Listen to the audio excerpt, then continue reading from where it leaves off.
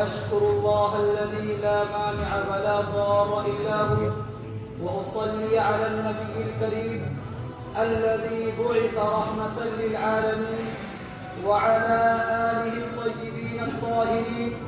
أما بعد، فأعوذ بالله من الشيطان الرجيم. بسم الله الرحمن الرحيم. ود كثير من أهل الكتاب لو يردونكم من بعد إيمانكم كفارا حسدا من عند أنفسهم من بعد ما تبين لهم الحق. رئيس الاحتفال المؤطر والمستمعون الكرام وزملائي في الدروس، أريد أن أخطب أمامكم خطبة عربية وجيزة حول موضوع الحسد والغبطة، فألتمس منكم جميعا أن تستمعوا إلى قولي واعلموا بالخير. عباد الله، إن الأمراض تهلك الأجسام والأدواء تؤذي الناس. اعلموا أن الأمراض تنقسم إلى نوعين: جسماني وروحاني.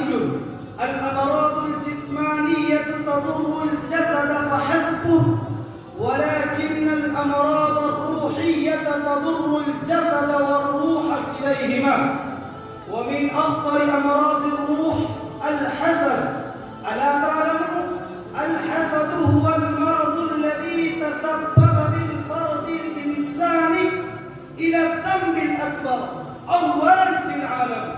إن مرض الحسد حمل قابيل على قتل هابيل، مع أن قابيل كان أخا هابيل، ولكن الحسد أنسى كل شيء من الود والإخاء والحب والأخوة والرق والرحمة.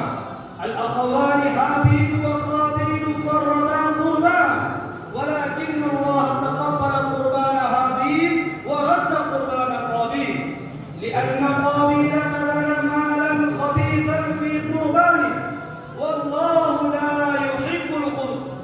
إن الله جميل يحب الجمال لا الخبث.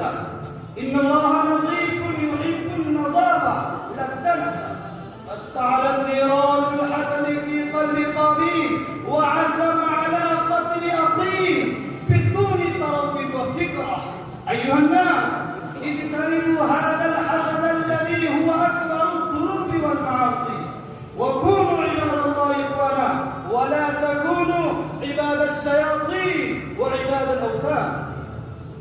هكذا حسد كثير من أهل الكتاب، وأرادوا أن يردوا المسلمين كفارا وفجارا بعد إيمانهم بالعقيدة الإلهية حسدا من عند أنفسهم، مع أن القرآن الكريم بين الحقيقة لهم، والكتب الموجودة لديهم كشفت القناع عن الواقع، كما ذكر الله تبارك وتعالى في كلامه المجيد: ود كثير من أهل الكتاب لو يردونكم من بعد إيمانكم كفارا حسدا من عند أنفسهم من بعد ما تبين لهم الحق.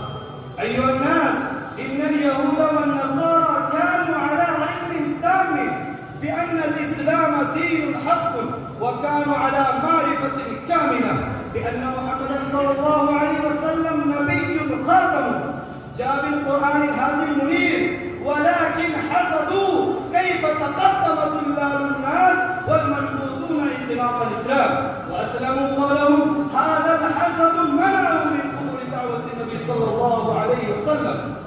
أيها الناس، اجتنبوا خبث الحسد ومكره ودنس الحسد وبطشه، وكونوا عباد الله إخوانا، لا تحاسدوا ولا تباغضوا ولا تدابروا، فإن شعر أحد منا بحاسد فيجب عليه أن يقرأ سورة الفلق فينجو من الحاسد ومكره واحتياله. وبذا أختم كلامي، والسلام عليكم ورحمة الله وبركاته.